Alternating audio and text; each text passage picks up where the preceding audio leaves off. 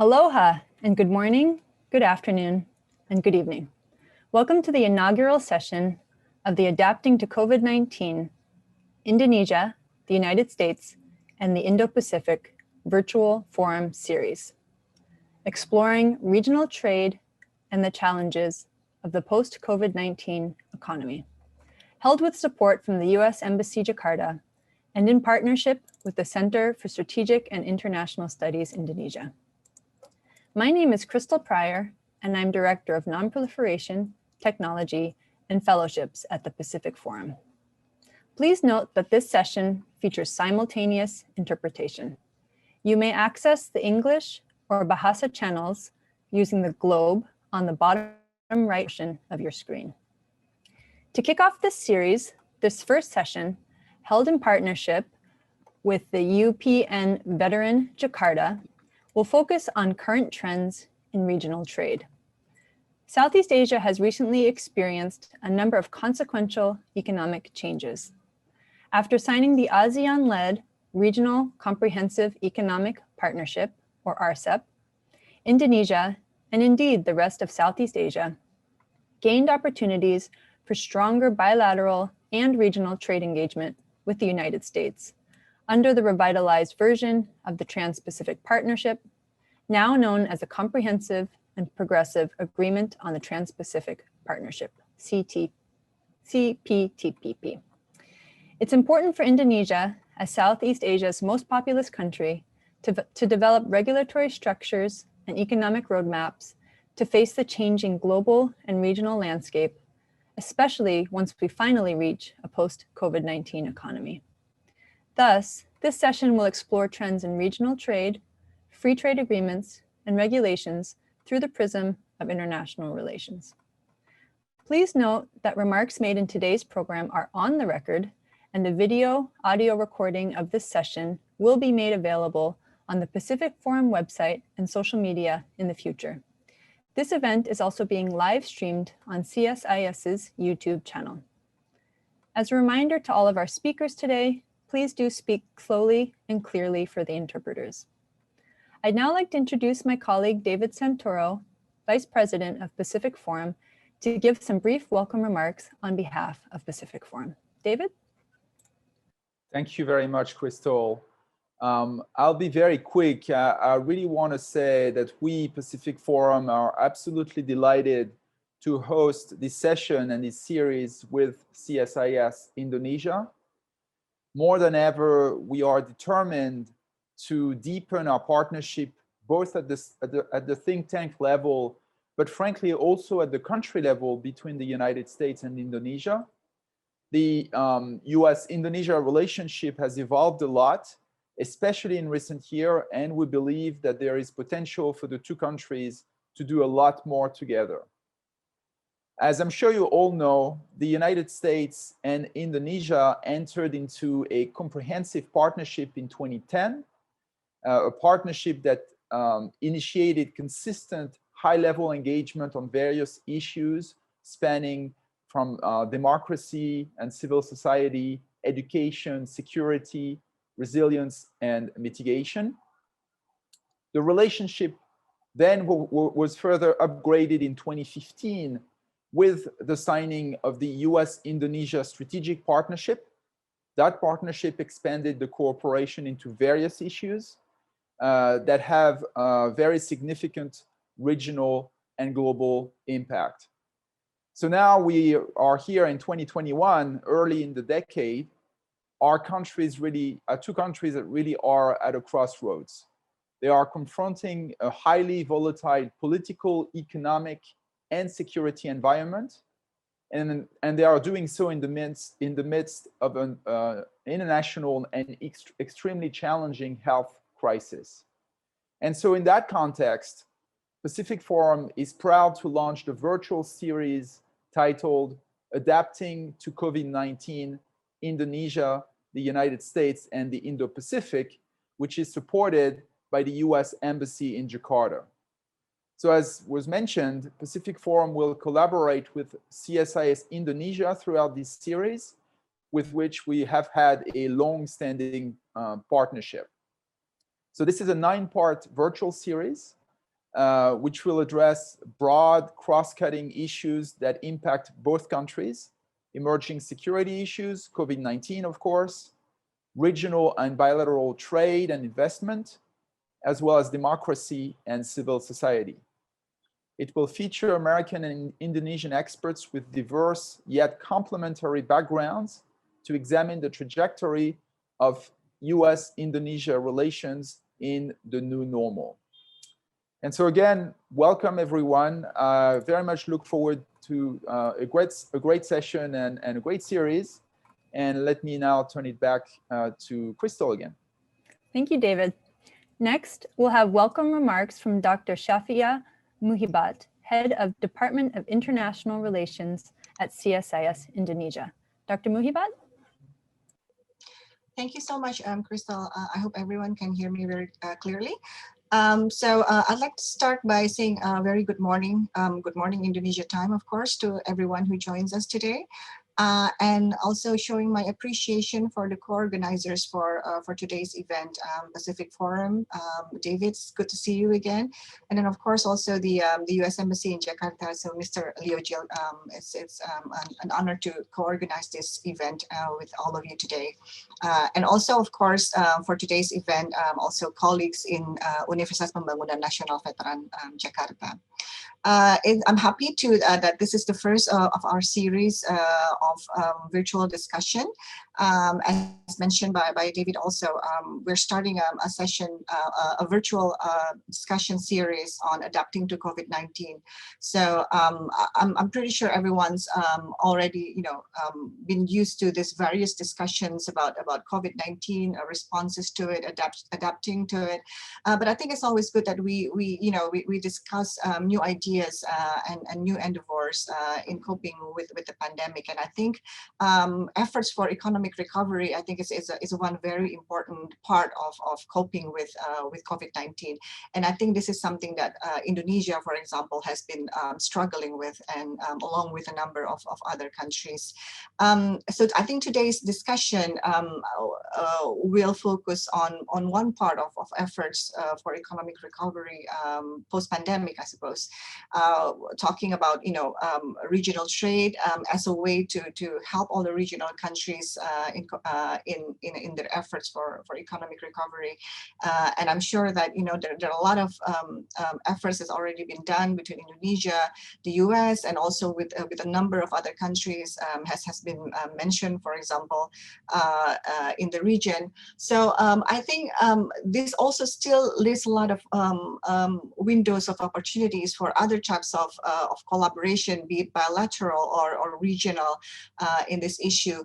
And I think with a crisis as serious as now caused by the pandemic, it's important that we look into each of all of these alternatives, ways to recover from the economic crisis. And I think discussions like this one that we are going to have today will be very essential in allowing rooms for new ideas and efforts. So with that, I won't take much of your time, but I look forward to not only to today's discussion, but also the rest of the virtual discussion series that CSIS will co-host together with the Pacific Forum. And hopefully this would be, somewhat useful to the ongoing discussion on the post-pandemic recovery. Thank you so much, Crystal, and back to you. Thank you so much for that. And we really look forward to working with you throughout this whole series. So now we were supposed to have welcome remarks from Dr. R. Dudi Haryadi, Associate Professor in International Relations and Dean, Faculty of Social and Political Science at UPN Jakarta, Veteran Jakarta, but I think he'll be represented by Pak Andi Kuryawan because he's not able to attend at this moment. Andy? Thank you, Dr. Crystal. Good morning, everyone. Selamat pagi semuanya. Hope you in a very good health, and welcome to the our joint webinar with Pacific Forums. First of all, let me greet Dr. David Santoro, Vice President for Pacific Forum. Thank you very much for your kind attention for us to organize this collaboration seminar. Dr. Shafiat Muhibat, Head of Department of International Relations, CSIS. I think CSIS has been very long engaged with international relation issues, and I wish to have much more cooperation with CSIS Jakarta. Mr. Leo Jik, Cultural Affairs of U.S. Embassy Jakarta. Thank you very much, Mr. Leo Jils, for your productive and considerable cooperation with our university. Distinguished guests, very good morning for you, and welcome to this beautiful and productive seminar. On behalf of UPN Jakarta, please allow us to thank for everyone who have participated and supported this seminar, this webinar. And we learned that Southeast Asia and United States have been engaged in various cooperations. And we understand that trade and investment are serious and very strong variables in our regional economy. And we understand that US, United States, and developed economies have built significant foreign direct investment in Southeast Asia, especially Indonesia. And now COVID-19's challenge everyone to see how to adapt with the economic challenges in the futures. But on the other side, COVID-19 also opens up a much wider opportunity for us to cooperate and collaborate, since we learned that nobody could settle or could overcome this issue by him or herself. So I think COVID-19 has provided us with greater opportunity to cooperate, to collaborate with, to solve this issue. And for your also consideration, UPN Jakarta has an international relations study program that focus on three field of studies, three subfield of studies: international political economics, and international security studies, and also global development. I think these three subfields have been main attention for us as global and international relations scholars. Furthermore, we also expect to have joint research exchanges, or maybe simple as like that. We expect to have collaborations in doing joint discussion or joint seminar in the future, and we also learned that the choices between economy and health in the context of COVID-19 challenges all the decision makers, not only us in emerging markets like us, but also other developed economies. That's why we need to help each others to provide how the sufficient and ample solution and problem solving to maintain or at least to keep the international trade on the tracks, because we are afraid that if we do not cooperate each others, the international become getting slower. It will affect all the economies, not only emerging markets. Not limited to that, factions issues are also become considerable issues that needs to be analyzed and to discuss to give much more confidence for economic players to give investment and also conduct international trade, either export or import in the future. Again, thank you very much for this opportunity. On behalf of our university and on behalf of our Dean, Dr. Dudi Haryadi, we hope that in the future we could have much more cooperation with Pacific Forum, U.S. Embassy, and CSIS. Thank you very much. Good morning. Thank you very much for that, Pakandi. Finally, we'll have welcome remarks from Mr. Leo Jok, Assistant Cultural Affairs Officer at the U.S. Embassy, Jakarta. Leo? Thank you, Crystal, and good morning, everyone in Indonesia. Good afternoon, good evening to others in the U.S. and other places in the world. As Crystal and David mentioned, and as you all already know, Indonesia has signed and implemented free trade agreements with countries around the world, among others, the ASEAN Free Trade Agreement with the Southeast Asia region, and with the Greater Asian region, the soon-to-be ratified Regional Comprehensive Economic Partnership. What this means is the lowering of tariffs for certain goods, commodities, and resources exchanged between partner countries, and also hopefully a higher degree of mobility and autonomy for skilled and low-skilled labor. With the recent change in our presidential administration, the US presidential administration, President Biden signals an intention to reinvigorate economic engagement with the Pacific region, not limited to, but of course, including Indonesia. And this is another option that, of course, young Indonesians and the generation of Indonesian leaders who will construct future economic policies should consider. But the post-COVID economy in Indonesia presents also a number of challenges. How, for example, will labor-based industries like manufacturing and agriculture be resuscitated? And can Indonesian digital economy and tech industries, which have benefited during a boom in the pandemic market and landscape, be scaled up to provide national level employment? And what commodities are valuable for Indonesia to sell to trade partners to its competitive advantage? And maybe most importantly, how to construct and develop economic plans and policy structures that align with existing trade agreements and future free trade agreements, how to maximize these opportunities. So we're very excited to discuss with all of you these topics at this morning's session.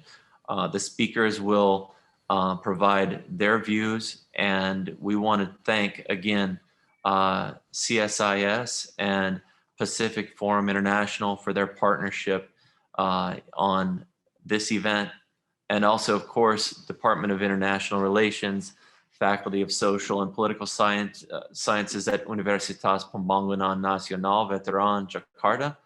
And most importantly, thanks to all of you in the audience for attending. Please don't be shy, ask questions, and enjoy the event. Thank you. Thanks so much, Leo. Again, for those of you who joined late, my name is Crystal Pryor, and I will be moderating today's discussion, which will include plenty of feedback and Q&A with the audience.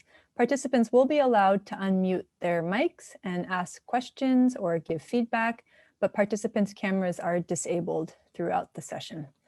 We'll also have interactive features like polling as we go along. Here is today's poll. What do you think is the biggest obstacle in the US and Indonesia upgrading their bilateral economic partnership? Is it lack of a central coordinating or harmonizing mechanism, lack of transparency and accountability measures, inadequate political will, or overlapping regional trade agreements? And as you answer those questions, I will note that we will also have a survey we would like you to complete after the event concludes. We'll share the link to the survey now, so feel free to begin filling it out as the program proceeds, and we'll remind you about this again at the end. All right, let me go ahead and share the results. We still have some more votes trickling in, but in the interest of time, I'm going to end the poll now. Share the results. So pretty even divide actually among perhaps all of these are obstacles between lack of a central coordinating or harmonizing mechanism, lack of transparency and accountability measures, inadequate political will, and overlapping regional trade agreements. So hopefully we'll touch on all of those topics today and think about some ways we might address these obstacles in the relationship. Okay, so now finally to the substance of today's session. We'll do the 3 presentations together, followed by Q&A and discussion. This is a friendly reminder for speakers, first of all, to be in the channel you're speaking in for the interpreters, so whether that's English or Bahasa. but also to keep your presentations to 10 minutes so we can have ample time for questions and discussion. This entire session runs for 90 minutes. Please do remember to speak slowly and clearly for the interpreters. And you may access, for the audience as well, you may access the live interpretation features using the globe at the bottom right portion of your screen. And for participants, you can feel free to raise your hand or submit questions in the Q&A box as you have them during the presentations. You don't have to wait until the very end to start asking questions. So ask them before you forget. Today's presenters for exploring regional trade and the challenges of post-COVID-19 economy are Dr. Bradley J. Merg, Associate Professor of Political Science and Dean of the Faculty of Economics and Administrative Sciences at Paragon International University, Mr. Rocky Intan, researcher at the Department of Politics and International Relations at CSIS Indonesia, and Dr. Shanti Dharmastuti, Senior Lecturer in International Relations at UPN Veteran, Jakarta.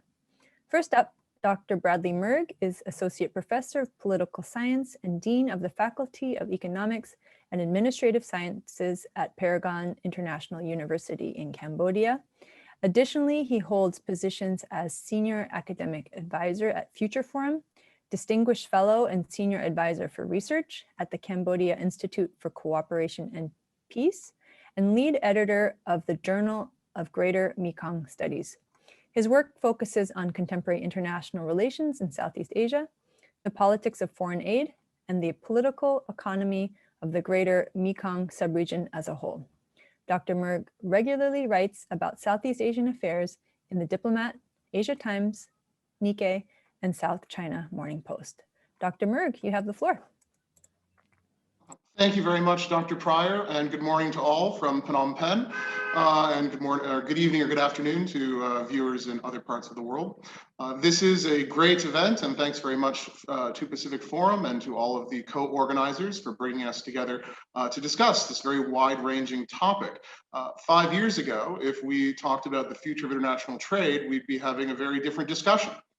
In the context of the last 4 years, the US trade war, along with the obvious effects of the global pandemic. Today, I'd like to try to narrow a little bit and focus my comments on the emerging framework of multilateral trade agreements and try to get a better picture as to where those are going, particularly looking at RCEP, looking at the Regional Comprehensive Economic Partnership and how that's playing out. And then looking at that to some degree through the lens of the role of China and the future options and the future role of the United States in the region as this develops over time. Obviously, as well, we do have the question of recovery from COVID. And a key element of that really is ASEAN as a bloc, is the question of South-South cooperation and increasing integration in the region.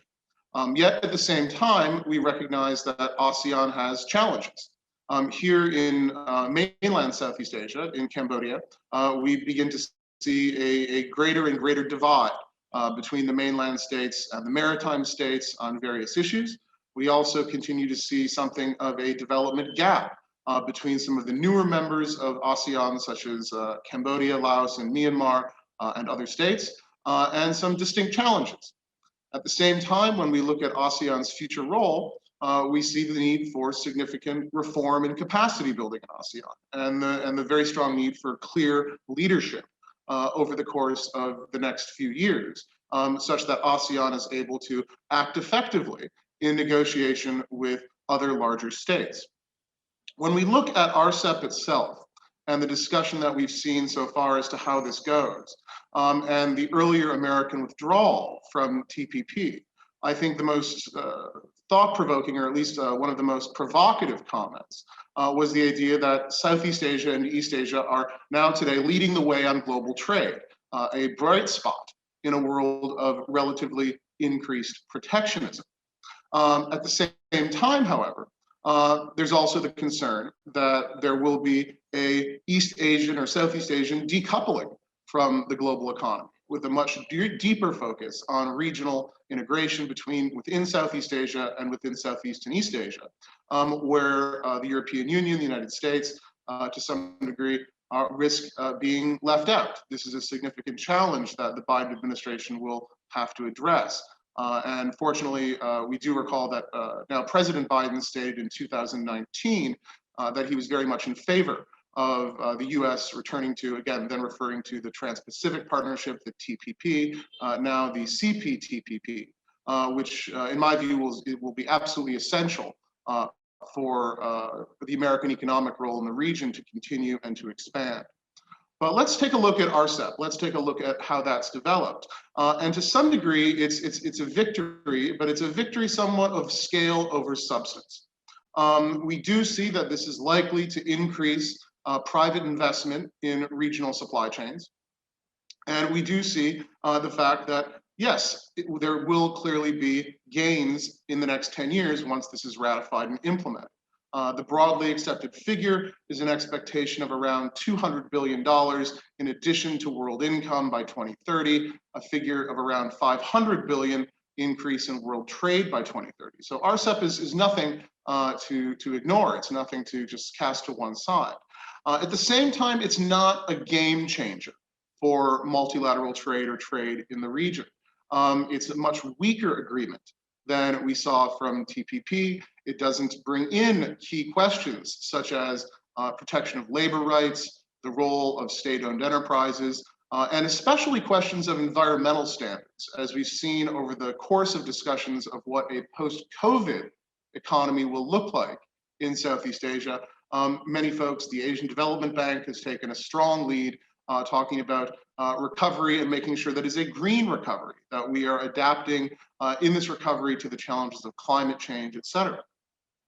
At the same time, when we look at RCEP and we look at simply the last few years in the context of the US-China trade conflict, ASEAN has received, the member states have received varying benefits. These have been quite different. Vietnam has probably been the biggest winner of the global trade war and is likely to be a significant beneficiary of RCEP. Again, countries such as Cambodia, Laos, and Myanmar, less so. But RCEP also, while providing some benefits, also yields some potential challenges for the region as it moves forward.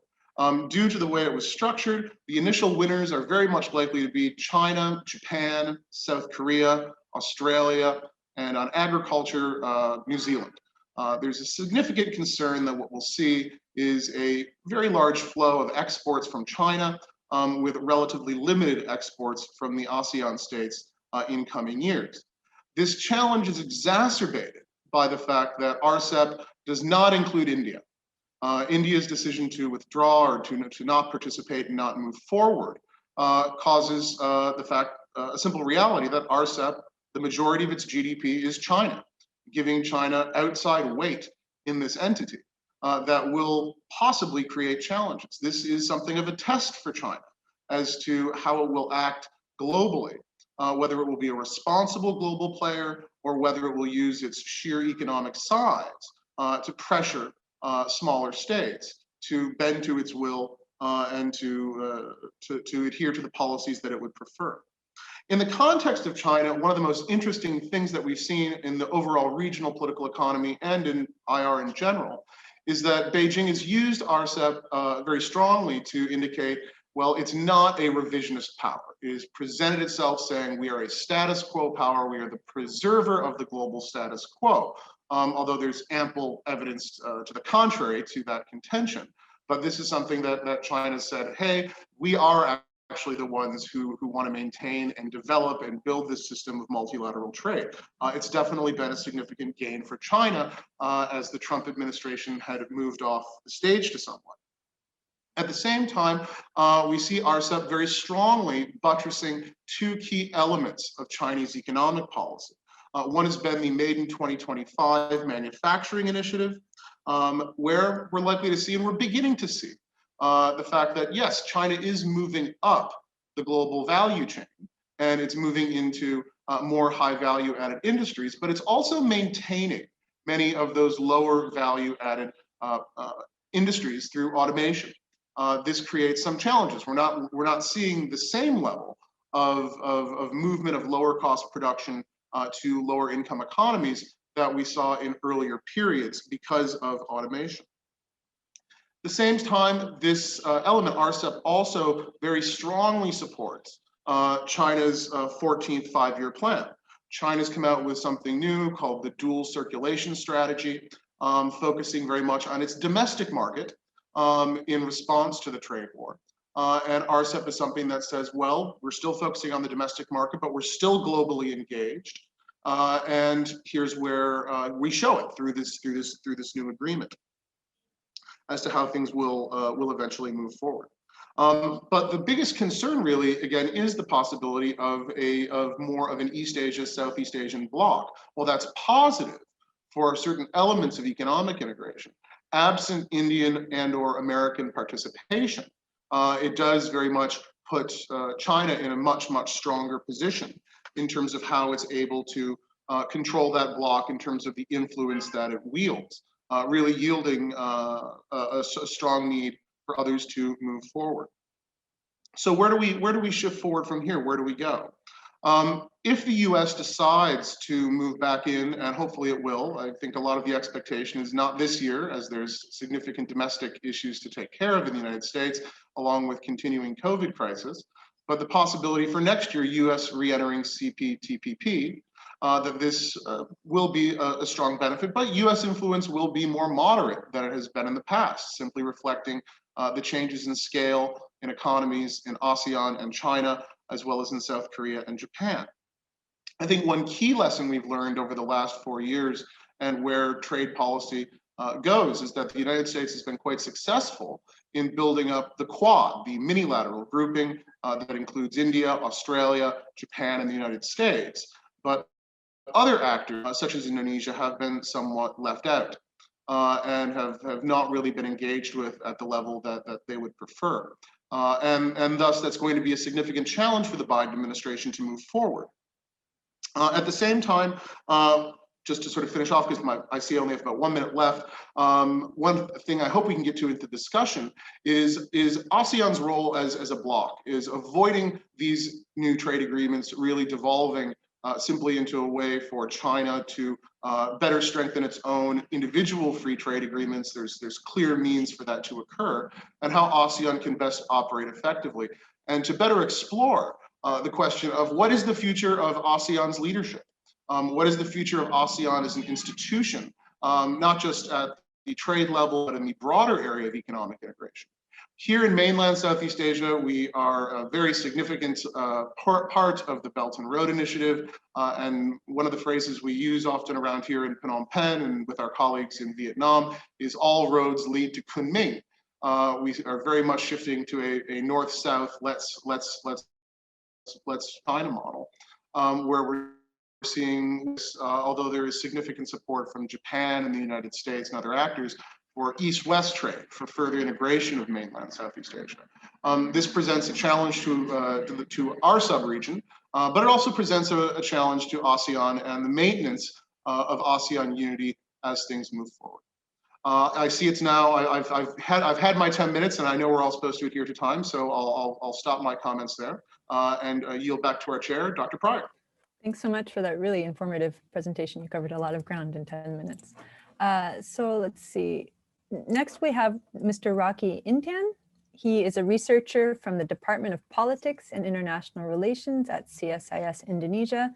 He has participated in various research projects, including on maritime security in East Asia, China's Belt and Road Initiative in Indonesia, management of disputes in the South China Sea, development cooperation in South-South and triangular cooperation, and Indonesia's possible accession to the Trans-Pacific Partnership. Mr. Rocky Intan, if you would. Let me share my screen.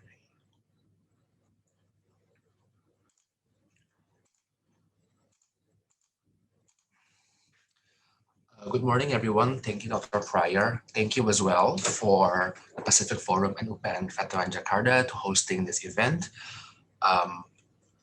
Regional Comprehensive Economic Partnership, RCEP, and Comprehensive and Progressive Trans-Pacific Partnership, very mouthful. Both are visions for strategic engagement in Asia Pacific. And there's a reason here why I call it Asia Pacific, not the more fashionable term Indo-Pacific, as hopefully you all see.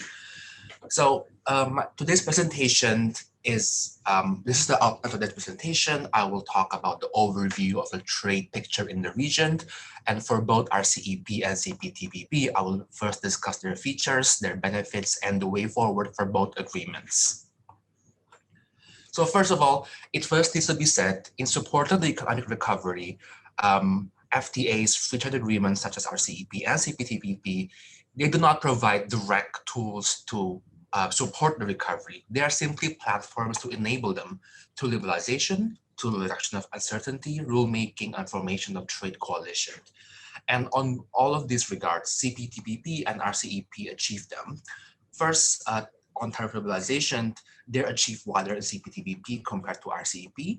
And the most significant achievement for RCEP is the harmonization of rules of origin.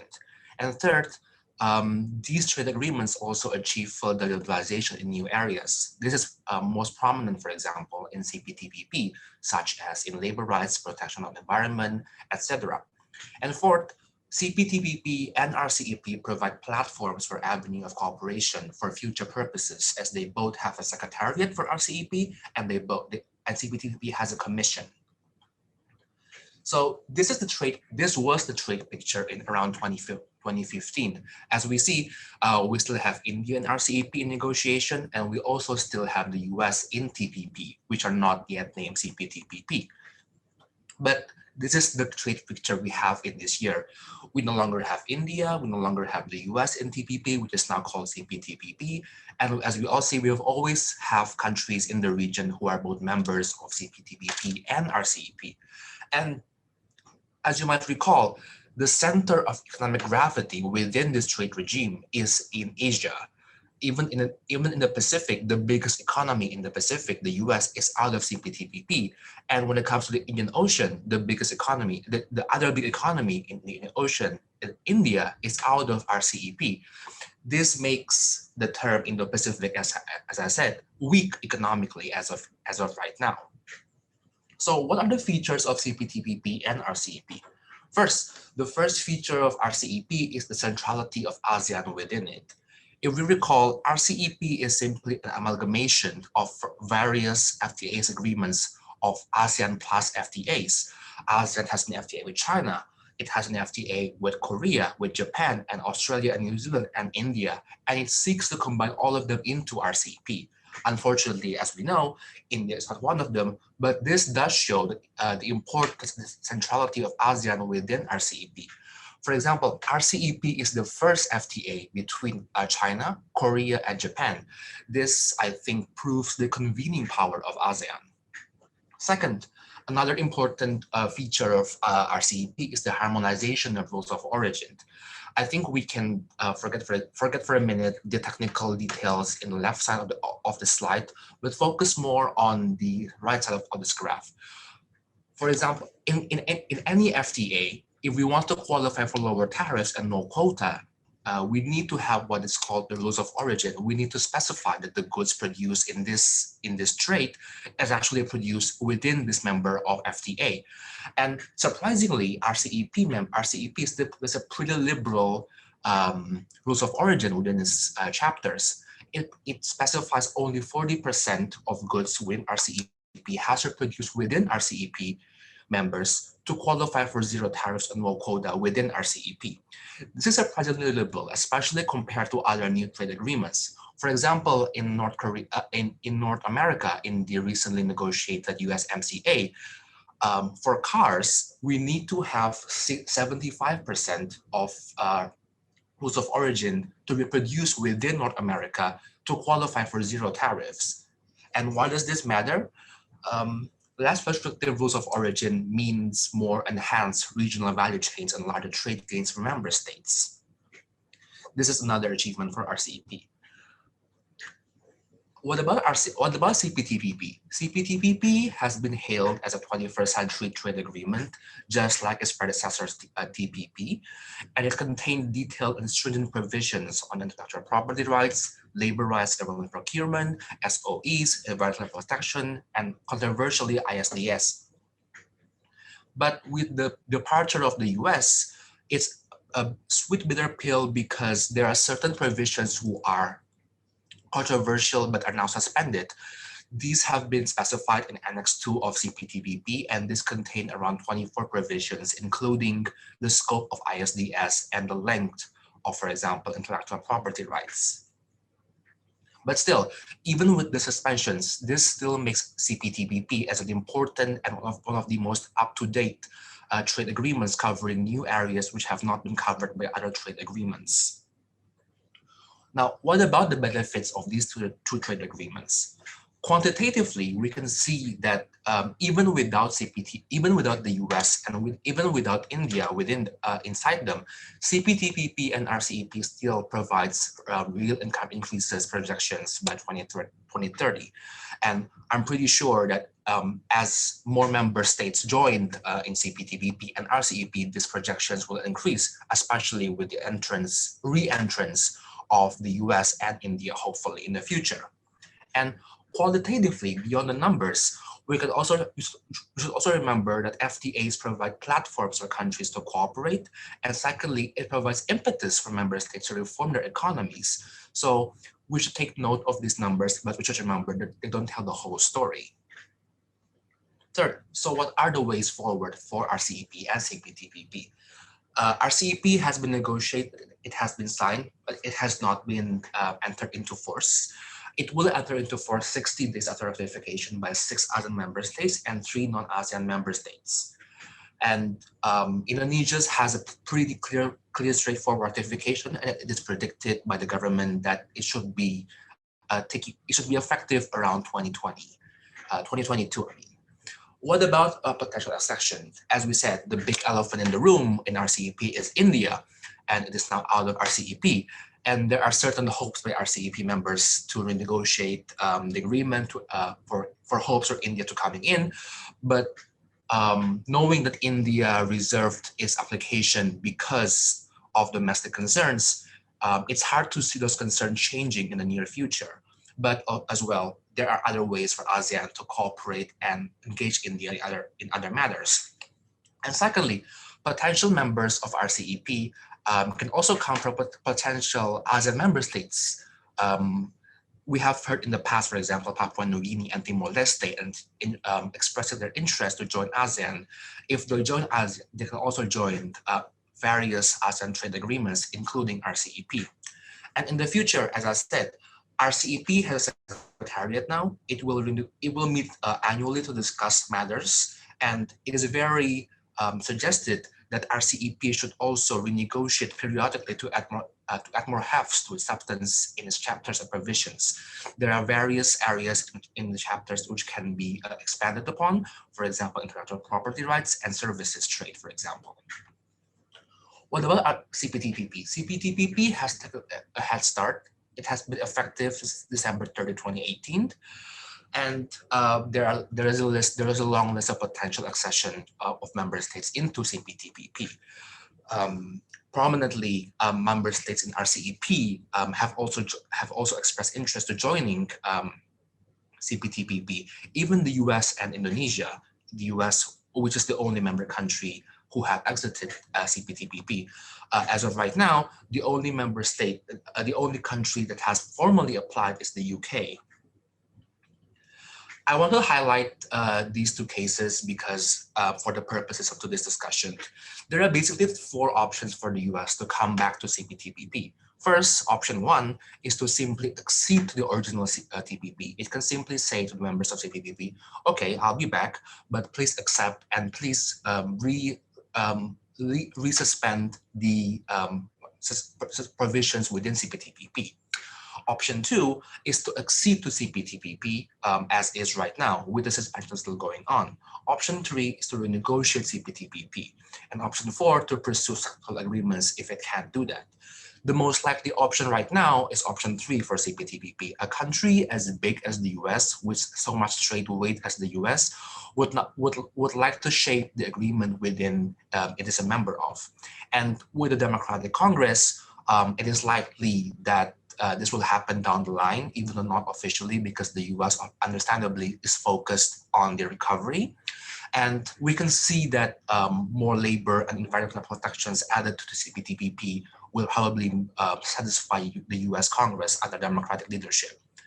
But if this is not feasible still, the administration by Joe Biden can still engage in Asia Pacific through tactical agreements, for example, in digital trade and services. This matters for Indonesia, for example, because the reason Indonesia lost interest in joining TPP was the loss of the US within TPP. So if Indonesia does want to come back to TPP, to CPTPP, which is a big if still, Indonesia can only do that on two options, option 2 or 3, by acceding to CPTPP as a whole, or option 3 to negotiate into CPTPP. Preferably, Indonesia can also do this with other countries within ASEAN so that they can have a collective weight to negotiate within CPTPP.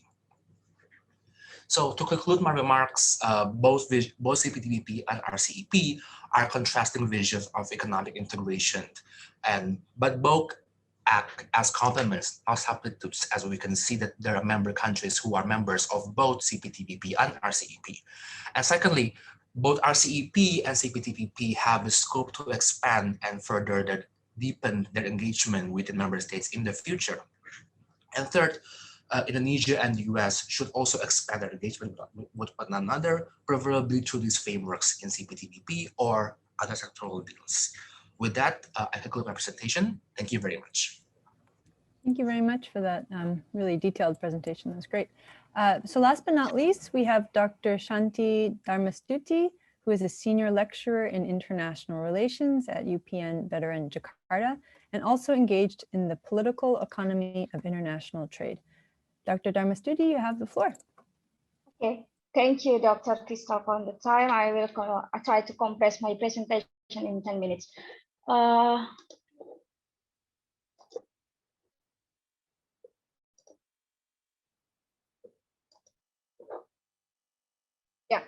okay. In this session, I will discuss about the regional trade in Southeast Asia, prospects and challenges. But before we discuss about the regional trade in Southeast Asia, we will see the global trade in the time of COVID-19. We can see that the under COVID-19, when every country had the policy to stop the spread of the COVID-19 with the policy in economics and health.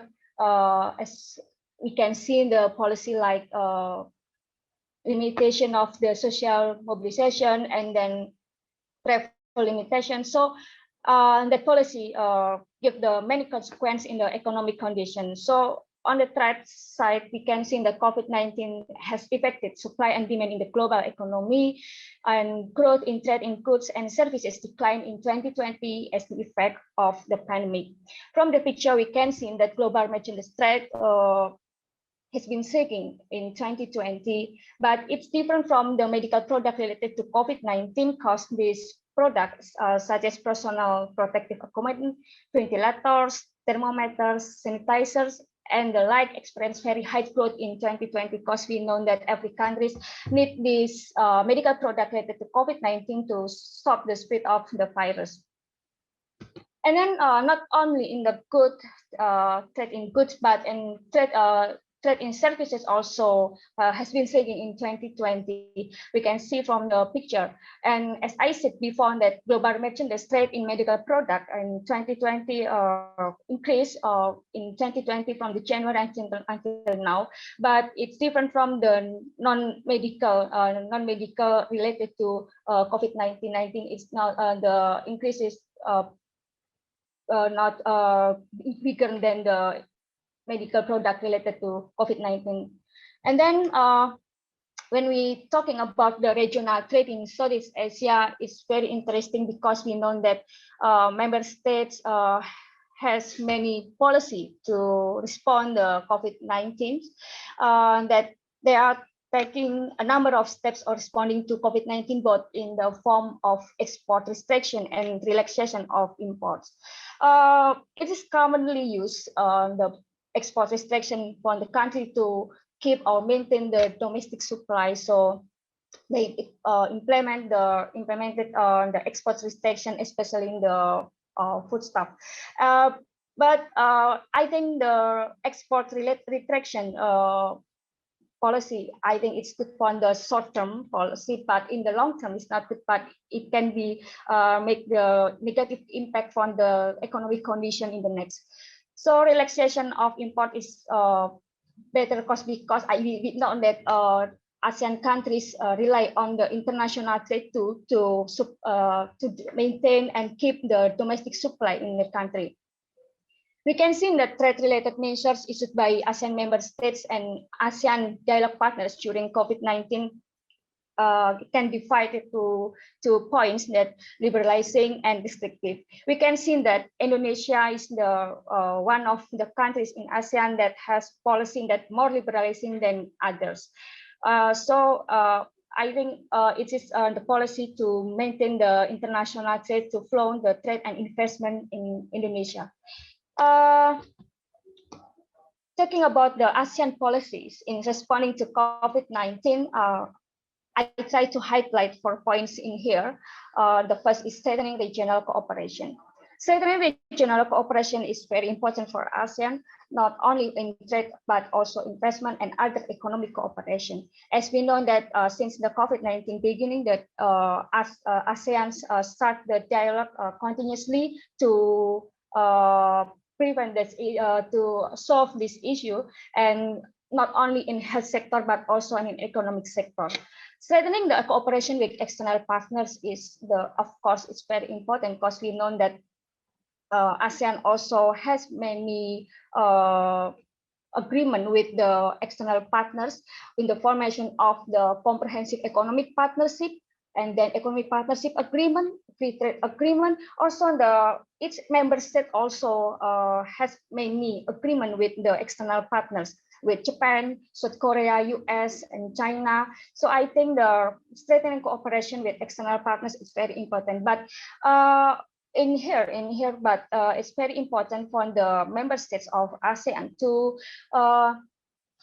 more the deeper dialogue with the external partners, because we know that before COVID-19 too, we know that there is FTA that can running optimally for the ASEAN member states. As I can give the example, especially in Indonesia. Indonesia just now reviewed the Indonesia-Japan Economic Partnership Agreement, but because we know that agreement doesn't running optimally, especially on capacity building. So I think the strengthening cooperation with external partners is very important to make the economic condition better. And then the third, strengthening the role of the private sector. When the private sector is very important, because private sector is the main actor in the business network in the region.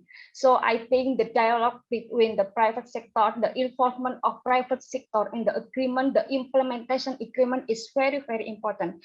Because in the case of Indonesia, sometimes private sector feel that they didn't involvement in the implementation of the agreement or the formation of the agreement. So when the implementation of the agreement, sometimes they face the difficulties and didn't have the beneficial match for that agreement. So I think the role of the private sector on the every agreement, every FTA that ASEAN already done is very important in here.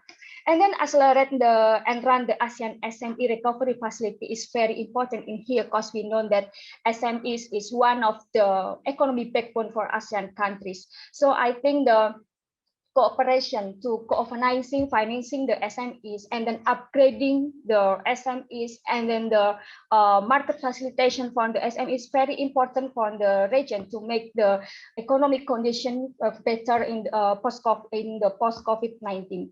So I think the cooperation and collaboration between ASEAN countries and external partners is very important to address how the SMS recovery facility is very important to running the business well in the region. This is prospect and challenges. Prospect and challenges in the about the economic recovery in the future. We hope that in the future that the cooperation and collaboration in the region, we can facilitate regional value chain to support economic recovery. There is a transparent, coordinated low tariff that facilitates short-term recovery. And then so RCEP facilitates regional value chain.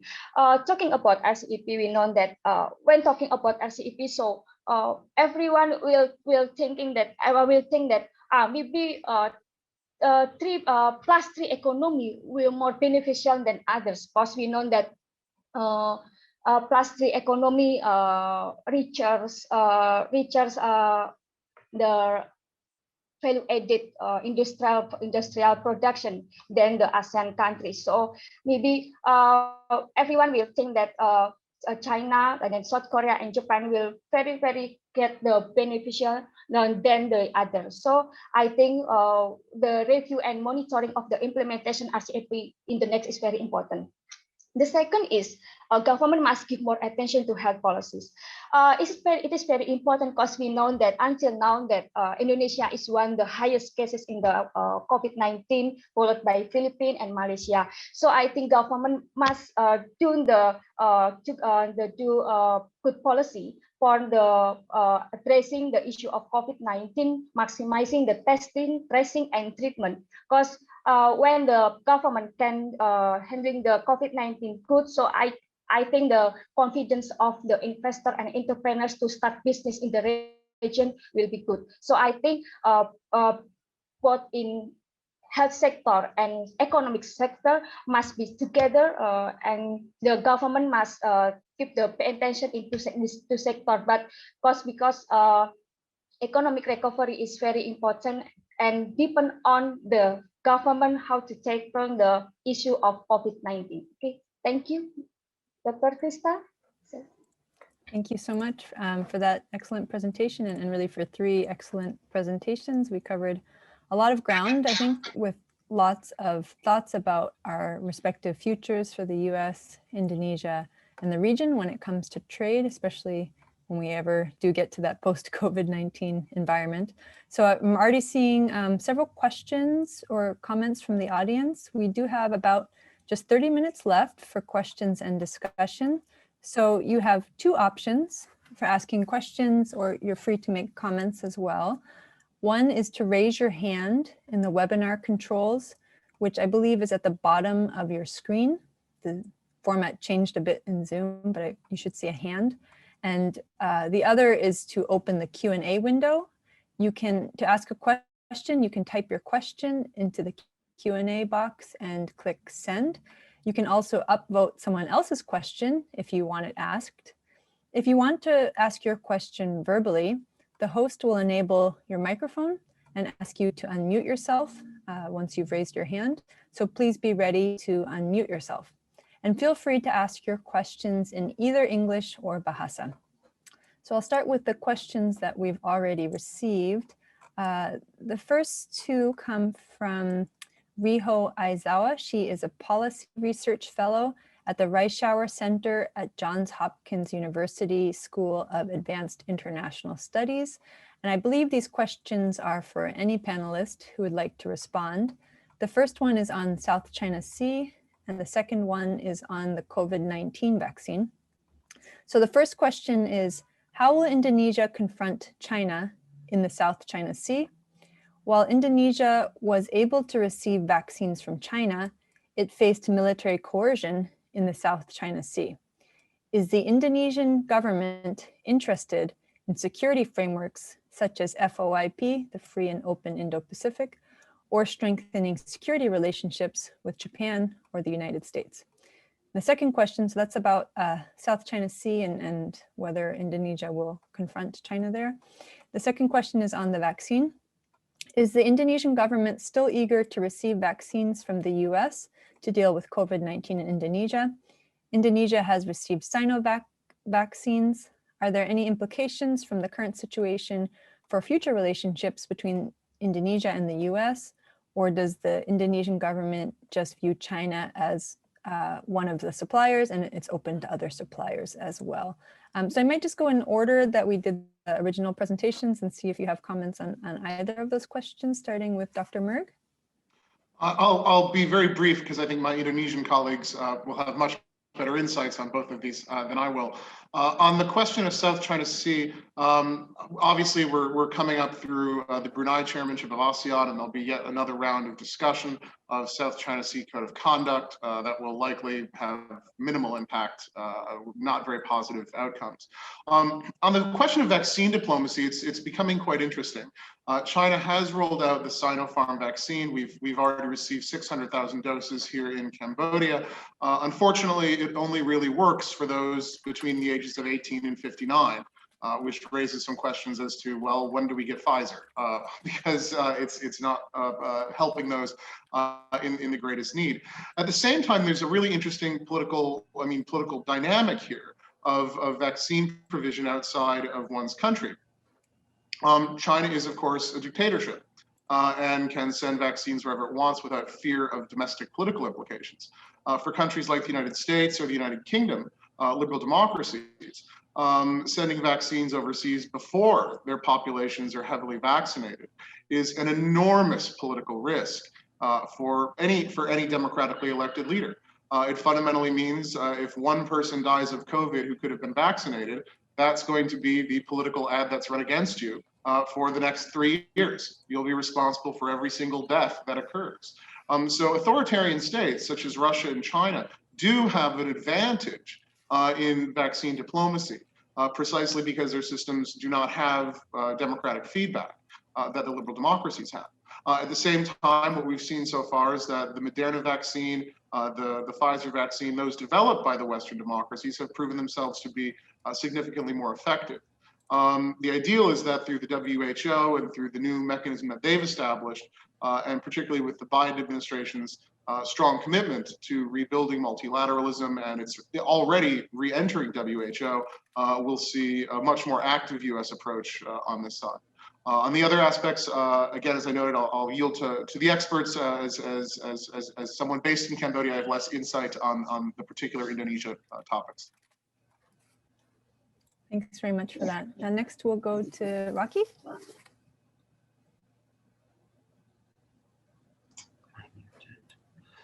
I think I would let Dr. Santi to talk about the South China Sea issue and Indonesia. But when it comes to vaccines, I don't think Indonesia has a clear preference of which ones are to get and which ones are to exclude. At this rate, the government of Indonesia has its priority on actually getting the vaccine, on actually getting the vaccine jabs to its population as fast as possible because of the urgency of Indonesia basically failing to control the pandemic like other countries in the region. So the only hope here is to actually fasten the population.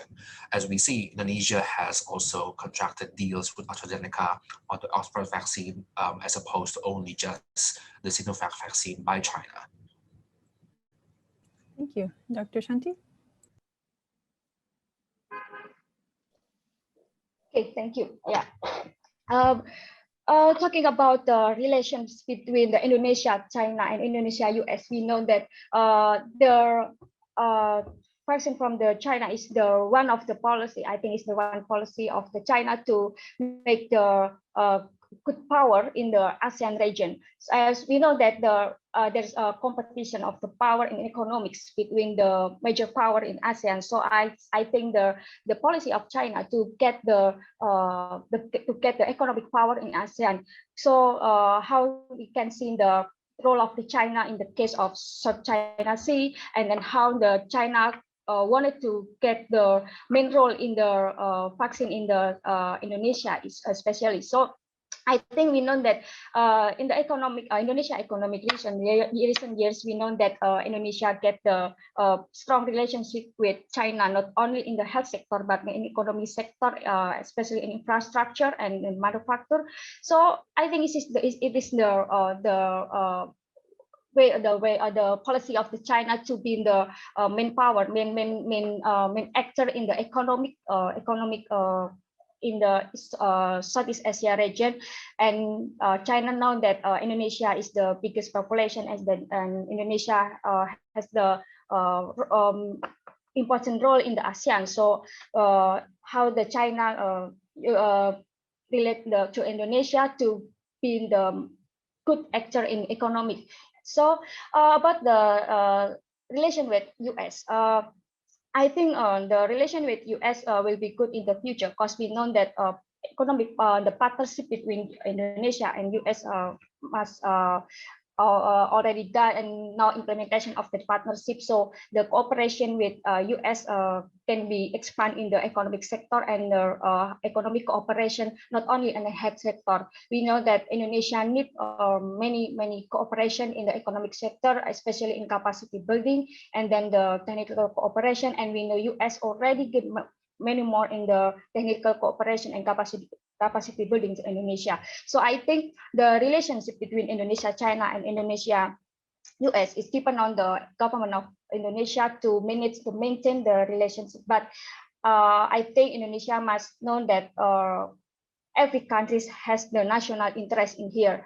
Every country has the economic interest in here. So I think Indonesia must how to face the economic interest with the external partners. Okay, thank you. Do you have any, Dr. Shanti, do you have any comments on the Indonesia-Japan relationship? Yeah, for the Indonesia-Japan relationship is very interesting for me because my main research is about the Indonesia-Japan relationship. We know that Indonesia-Japan had the agreement about economic partnership agreement, but we know that Indonesia didn't get optimally beneficial from that, especially in the capacity building. Because we know the capacity building, I think, is the main point in the economic cooperation, because we know the position between the Indonesia and Japan in economic perspective is very different, because we know that Japan is very value added industrial production, and Indonesia different from that. So I think in here that every government, not only Indonesia, must always monitoring, always evaluate and monitor every agreement that already agreed, already done. So for the implementation, we can see what which one point that we don't get the beneficial from that. Thank you. So the next question, I think, is for Mr. Rocky and Dr. Shanti. There was news that currently Indonesia is prioritizing trade negotiations with the EU, the IEUCEPA, a lot of acronyms, regarding the Green Deal rather than expanding to a new interregional economic cooperation in the Pacific. So what's your take on this? Also to add that last year, Indonesia signed the INA-LAC and is currently focusing on the Indonesia-Mozambique partnership. Do you still think that CPTPP is vital with Indonesia liberalizing its economy on the other side of the world? And what pressing matters might be included with that? So I'll let Rocky go first. Wow, another acronym.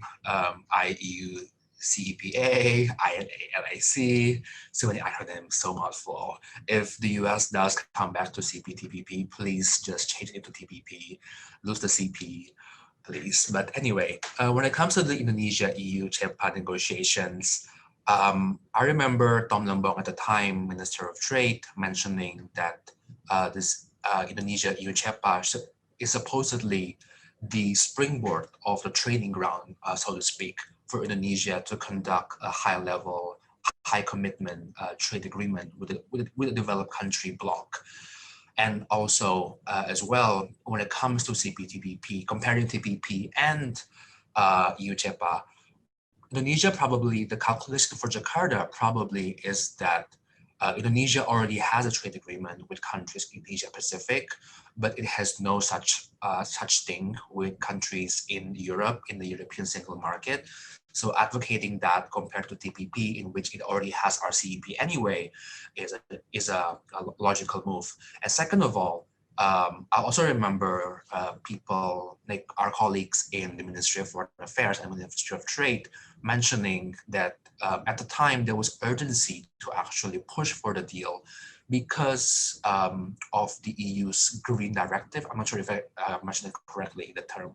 There was a Green Directive by the European Commission to ban palm oil. licensing of palm oil was considered unsustainable, stuff like that. There was a concern that European green agenda could be hijacked by European protectionist agenda to protect its own rapeseed oil industry compared to the import oil. So there were concerns about that, and I think a lot of negotiators thought that that was the way to go to actually lock in reforms and provide a framework for the EU and Indonesia to cooperate and resolve the issue. And secondly, isolation for joining CPTPP would be similar to joining TPP if the US is in there. I remember the loudest voices at the time advocating for joining TPP were textile exporters, because basically they were afraid that they would lose market share in the US if Vietnam and Malaysia are inside TPP, but not Indonesia. I think this urgency would be greater if Philippines and Thailand are inside TPP with the US inside TPP, CPTPP anyway. But I think this calculation will still remain the same. The urgency is less now because the US is not part of CPTPP anyway. And Indonesia has, for example, an FTA with Japan through RCEP and the ASEAN Indonesia-Japan Comprehensive Economic Partnership. And being mindful of Japan being the biggest market right now inside CPTPP anyway. So I don't see there is much urgency for Indonesia right now at this current stage with this current form to join CPTPP. But with more members joining in, fellow ASEAN members, even the UK, and of course, if the US does return to CPTPP, this calculation definitely will change. Thank you. Dr. Shanti? Thank you. Yeah, talking about CPTPP and other free trade agreement, So maybe Indonesia must consider the first is about the liberalization. Because when we talk about the liberalization, so we will see about the market access. So when we talk about market access, so Indonesia must consider about the potential market and then potential commodity that we can expand to that market. Because I think the calculation about that is very, very important. Because we know that in the case of the IJPA, Indonesia-Japan Economic Partnership Agreement, when the Indonesia didn't calculate optimal for their potential products, so the sums of commodity didn't get the optimally beneficial from the agreement.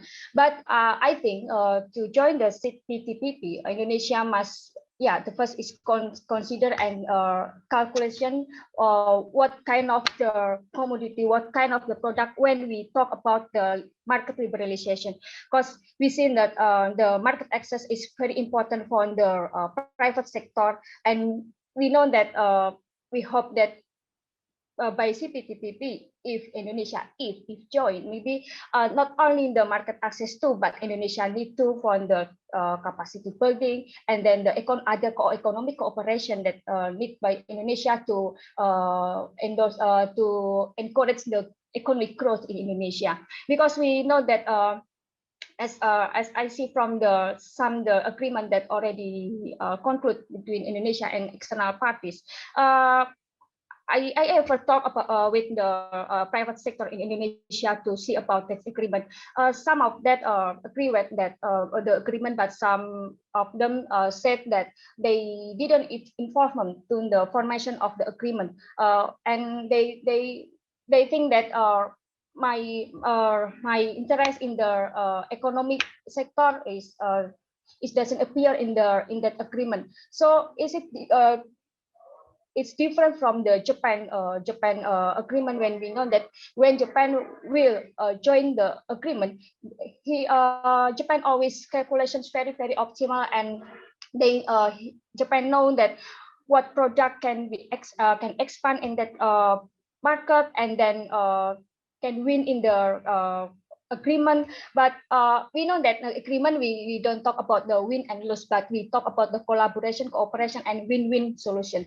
But we know that Indonesia, especially on the other countries, sometimes didn't get the beneficial optimally in this agreement. So I think when if Indonesia will join with in CPTPP, so Indonesia must calculation more about the potential market, about the economic interest. So I think it's very important because I think we must get the beneficial from the every agreement that already concluded with Indonesia. Thank you.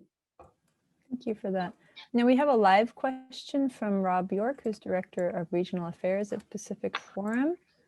Rob, you should be able to talk. Yeah, I'm unmuted. Thanks for that. This is primarily for Brad, since he talked a lot about the US and what it's likely to do in terms of regional trade. And the present administration in the US is facing a lot of, how shall I say, pressure to kind of abandon its predecessor's approach to regional trade and get more involved in the region, but also to promote shared values. And I think that's a lot of what the Quad is about. And I'm wondering, especially given recent events in the region, if you see a tension between promoting trade and promoting shared values, namely democracy, and how you anticipate the administration addressing that tension. Go ahead. Thanks, Rob. It's a great question and a very challenging one. I think one thing that we do obviously see the beginnings of the Biden administration shifting towards the period of multilateralism and the beginnings of discussions of trade. Yet the new administration has been quite forthright that human rights will be at the center of that. And it's a question that here in mainland Southeast Asia, where we've seen much more of a rollback in liberal democracy, we look at Cambodia, we look at Thailand, we look at obviously recent events in Myanmar, where there is a very strong need for a US response. And these are elements that are to some degree in tension inherently. Under the Trump administration, we didn't see as strong of an approach on human rights or trade, really, for mainland Southeast Asia. And one of the questions we have is here in Cambodia, we lost EBA access, the Everything But Arms Agreement, trade access to the European Union last year, as the European Union evaluated Cambodia's progress on democracy was insufficient. They stated there were severe human rights questions.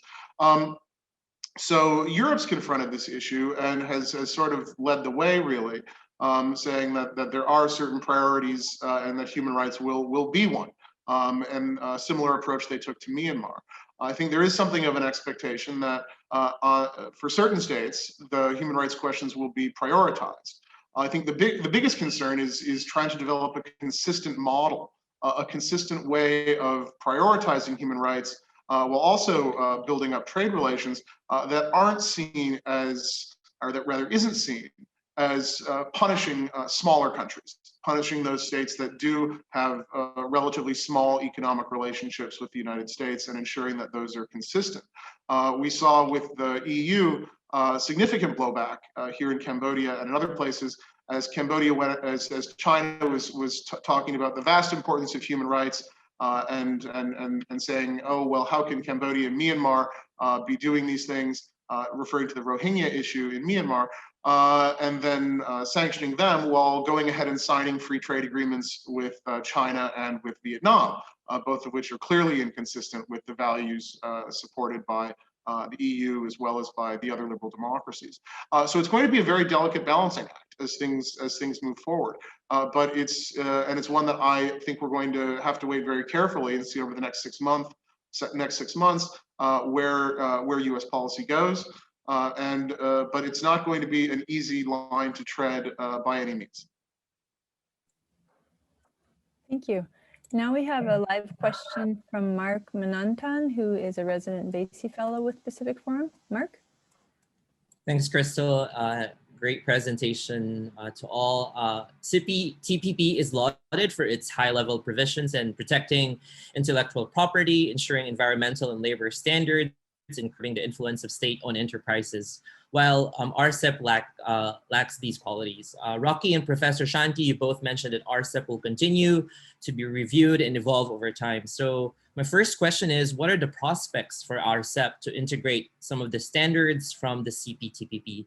And my second question relatedly is, the lack of high-level standard provisions for RCEP signifies ASEAN's accommodation of China's sensitive political proclivities, especially we all know about the issue of intellectual property and state-owned enterprises. If so, what does this mean for ASEAN's convening power? Thanks very much. We'll go Rocky first and then Shanti, if that works. Rocky?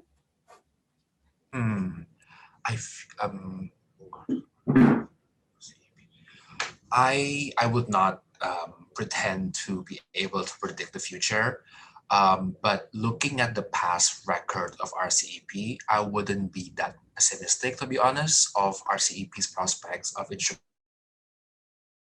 TPP. For example, the digital trade and intellectual property chapters in RCEP were surprisingly quite advanced as compared to what we expected, especially compared to the standards in WTO, especially since if we remember, RCEP was expected to focus mainly on market access, lowering tariffs, rules of origin, stuff like that. So I'm not that optimistic. I'm not that pessimistic on that front. On the second part of the question, I wouldn't say that this makes ASEAN's convening power lesser, or that this actually means ASEAN was overly accommodating of China's sensitive political interests, more on the sense that ASEAN member states were accommodating to its own political sensitivities.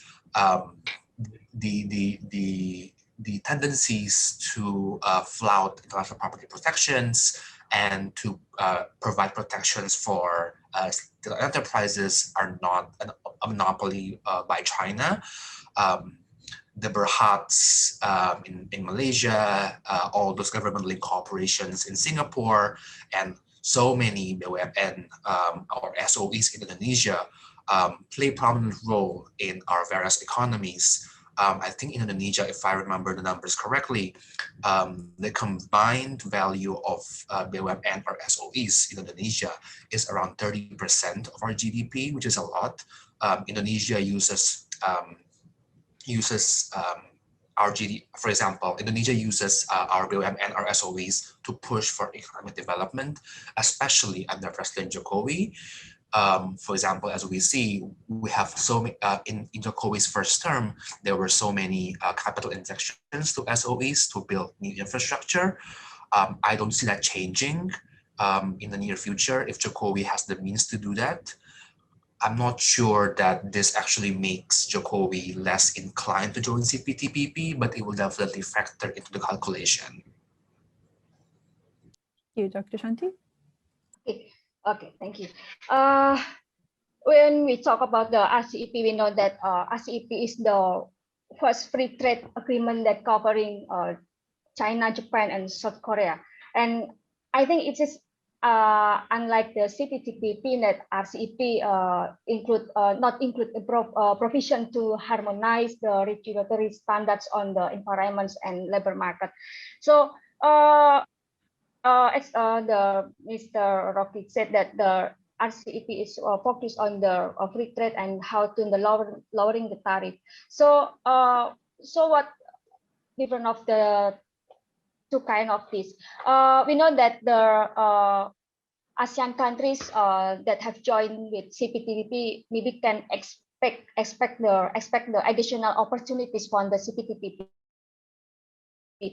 Like Brunei Darussalam maybe can diversify its economy and expand the market not only in oil and gas, and then also like Malaysia also gain from the expansion of the market of the positive impact on the employment. So I think when we talk about the RCEP and CPTPP, it's also as said that we know that RCEP maybe will get the beneficial much cost. We know that now BUMN of China expand their production and then their market in ASEAN countries. But we can see that Indonesia BUMN too already expanded the market and expanded the cooperation between BUMN in ASEAN region. So that the phenomenon of the BUMN expansion in the economy globally can give the opportunity for the BUMN from the South members ASEAN countries for expand more and more in the region, not only in the ASEAN but outside the ASEAN. And we hope that the ASEAN cooperation and ASEAN collaboration can make the BUMN from the ASEAN countries more stronger and more have the capabilities to make the good market in outside ASEAN, not only in the ASEAN region. Because we know now, even though in the RCEP we can describe that the BUMN from the ASEAN countries will compete with the BUMN from China. And that we know that recently in the BUMN from China expand their market and expand their production in the Southeast region. So I think the cooperation and collaboration between BUMN in the Southeast Asia region is needed, because as I said that how we can get the opportunity of the RCEP in that not only China but ASEAN must get the opportunity to get the market, to get the position and capability in the RCEP. So I think the ASEAN countries must, as I said, that always monitor and always monitor of the implementation of RCEP after the ratification. So I think it can be done with the ASEAN countries. Thank you. And Dr. Merg, do you want to weigh in? Sure. Just to be very quick on the question of RCEP moving forward with CP TPP standards, I'm quite pessimistic. Beijing is clear that its model is based on state-owned enterprises and subsidies to those. Expanding RCEP to weaken its the essence of its economy is I think is simply a no-go for China. As China finds continuing challenges with access to American technology, we'll see. I don't think we're going to see any change on intellectual property either. Beijing is going to continue to prioritize its own sectors. It's more likely that China will use RCEP as a way to expand bilateral free trade agreements, acting in its own interest. Much easier to negotiate with China one-on-one than doing anything as a group. So I don't see RCEP as moving forward on those much needed environmental, labor, intellectual property, and SOE standards. The second part of the question, on the question of ASEAN competition, there are going to be differences. Countries like Malaysia and Vietnam are particularly well placed to do very well out of RCEP. Others are going to experience bigger challenges. Again, Cambodia, Laos, and Myanmar being the most apparent. I think the biggest concern as we move forward into the question of Industrial Revolution 4.0 and the question of the growth of a digital economy is China has a huge head start. And China has an enormous digital footprint already in Southeast Asia. And the question really becomes, how will Southeast Asian states be able to respond and actively compete with China on digitalization as it moves forward? This is a huge advantage for China as it's increasingly locked out of other markets for its technology. And this is something that Southeast Asian nations are going to have to very seriously consider as they develop their own tech industries, just simply looking at how far ahead Beijing is. So there are serious questions. I think the question is absolutely well put in terms of competitiveness for ASEAN in the context of RCEP. Thanks very much for those comments. And actually, we're just out of time for today's event. I have plenty more I'm sure we could discuss, but hopefully we can keep the discussion going. So thank you so much for our esteemed panelists and participants for joining us today. We do hope you'll continue staying engaged with Pacific Forum programming, which you can find out more about on our website, www.pacforum.org. The second session of this series will be in late March on cybersecurity. It will focus on how the US and Indonesia can strengthen their collaboration in combating emerging cyber threats and vulnerabilities in light of rapid technological advancement and the aftermath of COVID-19. The webinar will also review existing technical capacity building and confidence building mechanisms that promote cyber norms and the application of international law in the cyber domain. Please stay tuned for more details on the next session. I'd also like to remind you of the post-event survey, which we'll share again in the chat box now. We would really appreciate if you would take a few minutes to complete it and share with us your feedback. It's completely anonymous, particularly as this is the first in a series of 9 sessions, and we want to make them as engaging and productive for all of you as possible. So thank you again to our speakers for joining us today, to our partners CSIS and UPN Veteran Jakarta, and to the US Embassy Jakarta, of course, for making this event series possible. We hope that we'll see you at the next event in our series. Thank you.